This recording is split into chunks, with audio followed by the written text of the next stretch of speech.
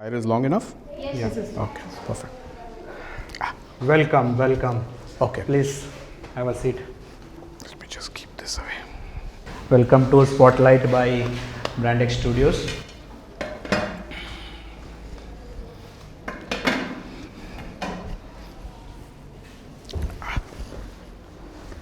So we'll make it slightly candid.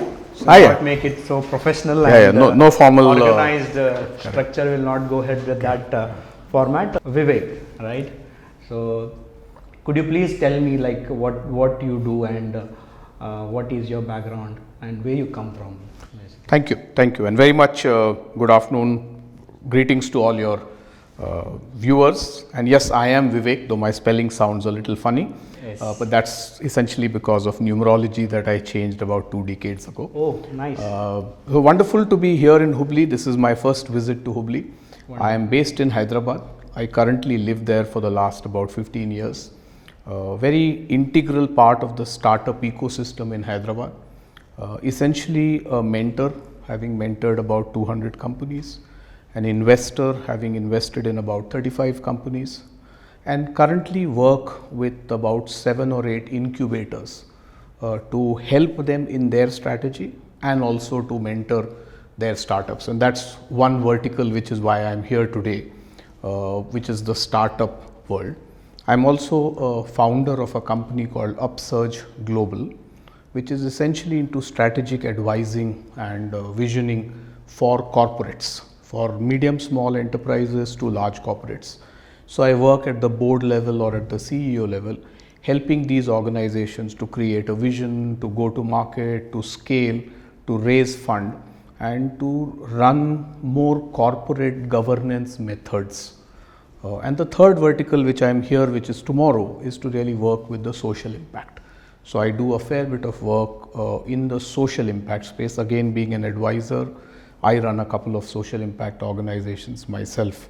So those are the 3 verticals, so to say, that I work on. First and third being where my passion lies, and second because I have a home to run and I have a family to take care of. So I have to do that, which is why I do strategic consulting, advising, essentially utilizing 35 years of corporate world experience that I had before I jumped out. Whenever I see people visiting from other parts of India, like basically from Bangalore, Pune or Hyderabad, right? So I always wonder that what makes them to come to Hubli, the first thing. And the second thing, what updates or the changes they would like to introduce here in this part of the region, because I personally feel that whatever there is in Pune or any other metro city, right? So I personally feel that we are lacking in such any of the resources what we have. But then yes, events like such startup dialogues help us connect you with you guys. So whatever I also got to know that you are visiting for the first time, right? Correct, so this question would be very early for you to put across, but then just a curiosity to know what changes or the different things you see here which are not happening in metro cities. I think my starting line in that answer will be, I think the boundaries have vanished. So I don't understand the difference between a Pune, Bangalore or a Hubli because the world is digital, very rarely phygital, almost never physical. That world is gone, it's largely digital. So it doesn't matter if I'm sitting in Hubli or in Pune or in Bangalore. Yeah, in some cases it may matter where the phygital or physical is there. So I think in that sense, I don't see the distinction. I work with a lot of smaller cities. I go to Nizamabad, I go to Indore, I go to Jaipur, I go to Patna, I go to Guwahati. I do a lot of work with startups in these cities. And to me personally, I see a lot more excitement there because the ambition you can't restrict because of the city. Absolutely. So ambition exists irrespective of the geography. In fact, quite often it is far higher because the access to a lot of tools are not there. If I was to talk to a startup founder in a Bangalore or in a Hyderabad, there is a problem of plenty. I'm a mentor, I talk to a startup and the startup takes my advice, but then takes advice of 20 other mentors. Correct. And then quite often does nothing. He's got 21 mentors advice, but because he has a problem of plenty and he's thoroughly confused, he doesn't do anything. Absolutely. Whereas you go to a Guwahati, or I'm sure come to a Hubli, the founder values the fact that they are approaching a mentor. They will not approach 20 mentors. Correct. They will do their homework and select a few and approach them, and then value that conversation. And I'm not saying this from a kind of pride or being a self-fame person. I'm not saying that they must always take my advice, but I'm saying it from the fact that they see meaning in that conversation, which I don't see in a lot of metros. Now, coming to your question of why I'm here, well, I've known about Deshpande Foundation for the last many years. While this is my first visit to Hubli, I've known Desh for many years. I'm also a charter member, ex-board member of TAI Hyderabad. I was the one who was part of the team which conducted the TAI Global Summit a few years ago, where we had invited Desh to speak. And he is also very active in the TAI network. So I've known him for 4, 5, 6 years now. I've also been to the Nizamabad sandbox, the Kakatiya sandbox a few times, and have spoken at the development dialogue there, not so much the startup dialogue there. Okay. So I'm familiar with what they do, and I was always curious to kind of see the headquarters of where all this originated. So when I got the invitation a few weeks ago, I was kind of sure. I've done some sessions with them virtually over the last 2 years. So I was exposed to the work they do, but never come here physically. And I'm super excited from what I have seen from yesterday when I landed to the event this morning. And I'm sure between today and tomorrow, I'll see a lot more. And to your last point, that what can Hubli learn from some of these so-called more evolved ecosystems, I think is the ecosystem approach. And I say that it takes a village to raise a child. It's no different in a startup. Okay. It takes an ecosystem to develop a startup. So all that, the vibrant cities which have progressed ahead of the others, whether you take it as the Silicon Valley, Israel, Bangalore, now Hyderabad, Gurgaon, Pune to some extent, is the vibrancy they have brought it into the ecosystem. Okay. Which means that there is availability of investors, mentors, accelerators, incubators, governments, all of the ecosystem players are available in some form. It doesn't need to be a formal organization of sorts. For example, in Hyderabad, we run a WhatsApp group called the Hyderabad Entrepreneurs, the for short. Okay. There is no legal entity, there is no legal organization. Close to 250 of us who are entrepreneurs or entrepreneurial thinking mindset people are together in that group. We meet once a month, we do a lot of activities which are benefiting people. And like that, many ecosystems exist. So I think that's probably what I would think that a city like Hubli can do. And maybe the advantage Hubli has is most of these ecosystems are very physical in nature. Maybe this is the time for a city like Hubli to break that mold and say we will develop a virtual ecosystem where we may have people not just from Hubli, but from, you have presence in Nizamabad yourself, you have presence in some other parts of the country through your startups. Correct. So how do we bring that whole thing together and make a virtual ecosystem? Many people have tried, so it isn't a rocket science idea, but maybe that's what could benefit a lot more people. And the last piece I would think is storytelling. I think from whatever I have seen in less than 20 hours that I have been here, what one hears and what's going on here, I think there is still a gap. One is not hearing enough of what's happening here. Everyone knows Deshpande Foundation. Absolutely. Everyone knows Deshpande's, the development startups, Deshpande startups and this development dialogue, and everyone has lot of respect. Correct. Including the respect for Desh. But do they know the nitty-gritties of what's going on? Do they know the facts like I learned yesterday that, the largest kitchen in the country actually started from here?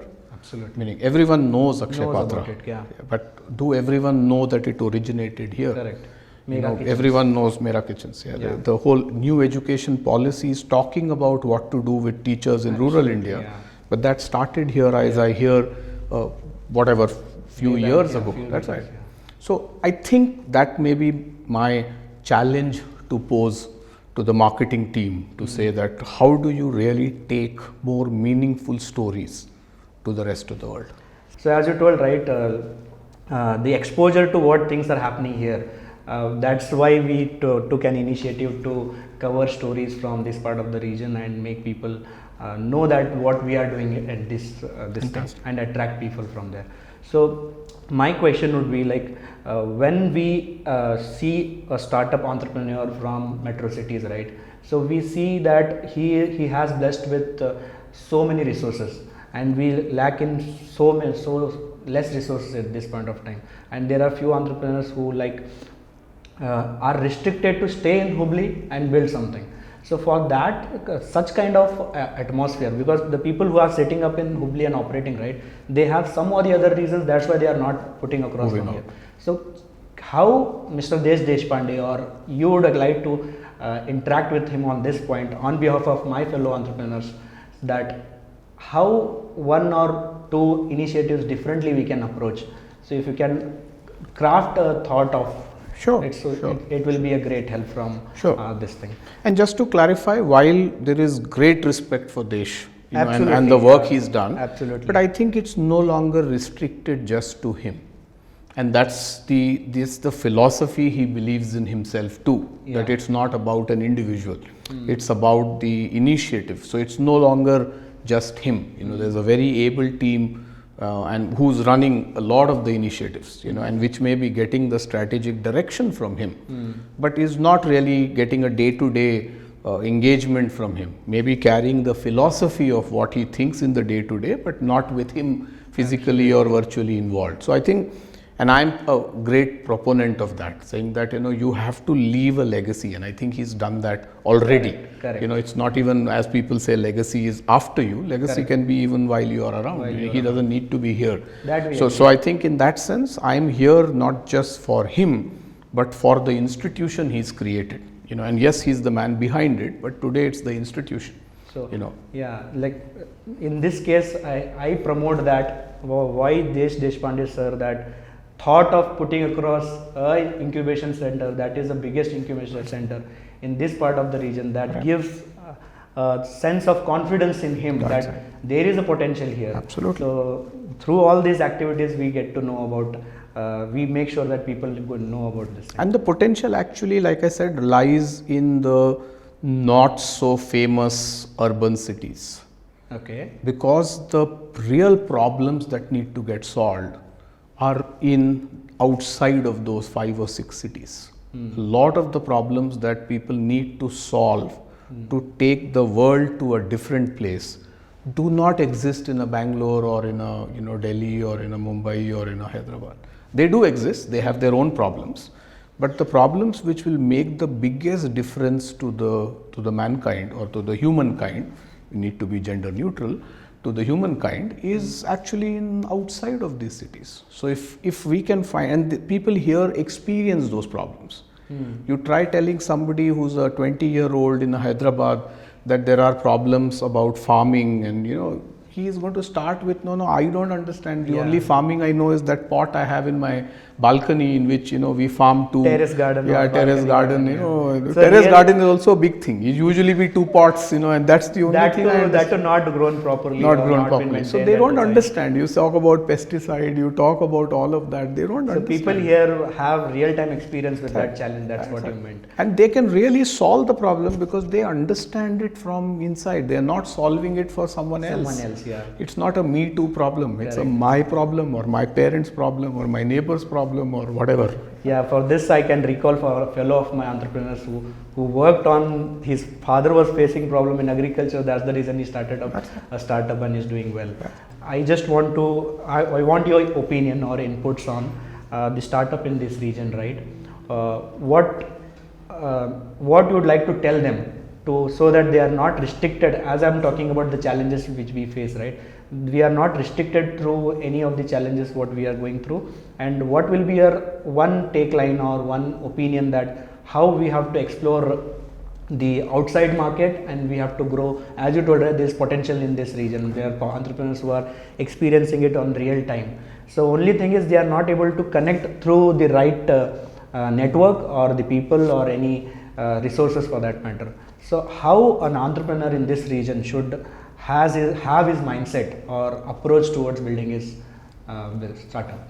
Yeah, very important question, and not just this region. I think any region which is outside of the metros. So my sincere request and advice to founders from so-called non-metro cities is that geography does not matter. Okay. So change that mindset of yours that it does not matter. A lot of times the confidence of the founder comes from, I come from a small city, I can't speak English, I am not a polished human being, and I can't present. None of these matters. What matters is how well do you understand the problem you're trying to solve. Okay. What's the quality of the solution you have? Can it be scaled and can it be monetized? These are the only 4 things required. And as you notice, none of these 4 have anything to do with geography. If I understand the problem, I could be in tier 9 cities. Mm-hmm. Is the problem solvable and you have a solution? Doesn't matter which city you come from. Mm-hmm. Is it scalable? So you can take it to the rest of the country, who knows, maybe to the rest of the world. Fantastic. And at the end of the day, a line I use with all my startups is the only business of a business is to do business. It sounds very simple, but in my view is the most complicated line where founders get confused.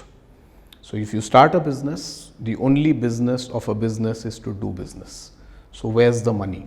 Where's the monetization that you're going to do? Because if you can't monetize it, it's not business. It's a hobby. It's a lifestyle business. An idea, if you can say. That's it. Idea, business, lifestyle. I run a pawn shop and I have 5 pawn shops and it gives me 5 lakh rupees a month. My lifestyle is taken care. I am happy. But it's not a scalable business. If I want to create a scalable business, then I'll think of what can I do to create an online pawn shop and deliver pawns to 500 cities in the country. That's the difference between a lifestyle business and a scalable and a monetized. So my advice to people will be, that's the journey you should embark on. Don't let the language or your geography be a limiting factor. We've seen enough examples in the last decade of people coming from so-called small towns and disrupting the whole world. Who could have imagined people are doing satellite, rockets and all of that, which were restricted fields till some time back. So does not matter where you come from. And the last piece of advice would be reach out to, I say that a mentor is the most important resource a startup founder should get as early as possible in their lives. It's a very lonely journey. It's an extremely lonely journey as a founder. You can't talk to your employees about the fact that I don't have money to pay salaries, which happens all the time in the startup world. My customer is not paying, my customer is misbehaving. All of those is a very, very lonely journey. It leads to mental issues, it leads to challenges, it leads to death of the startup.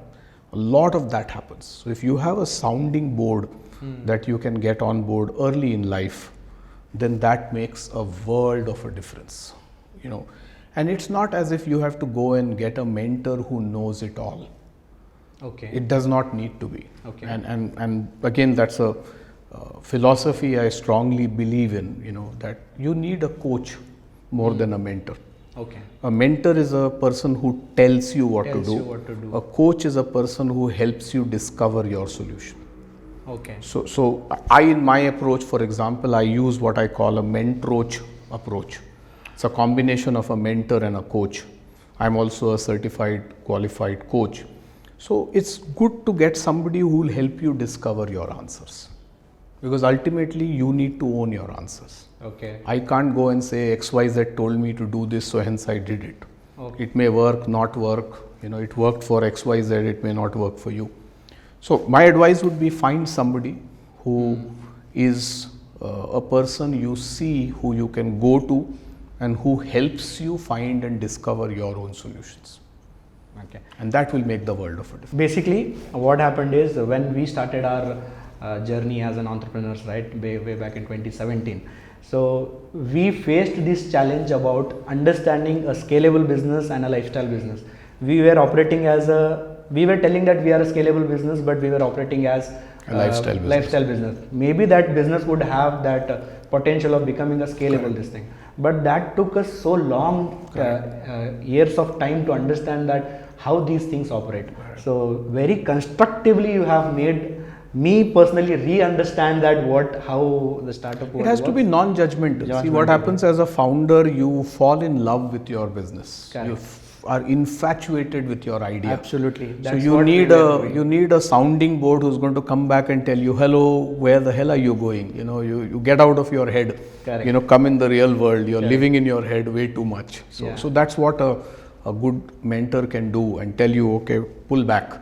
I'll put across one more point on that as you told, right, once we got a mentor on board, right, then we started figuring out how things are operating. So and I'm sure a lot of it you figured out. That's what I was He didn't give you. He just asked us questions, and we came back to our office and home. We were thinking about those questions, and we discovered. And that's the sign of a good mentor. And I tell people that if you are talking to someone and that person is giving you more solutions than asking you questions, then that's something be aware of. If you are with someone who's asking you more questions than giving you solutions, then you've got a good mentor. Because he is or she is pushing you to find the answers. Yeah. So it was really nice talking to you. Same here, Viiveck. Likewise. And as I was talking to you offline, right, like my wife was talking to you, I just heard a few things. I would definitely like to connect you offline for any other source of endorsements in future. Thank you so much.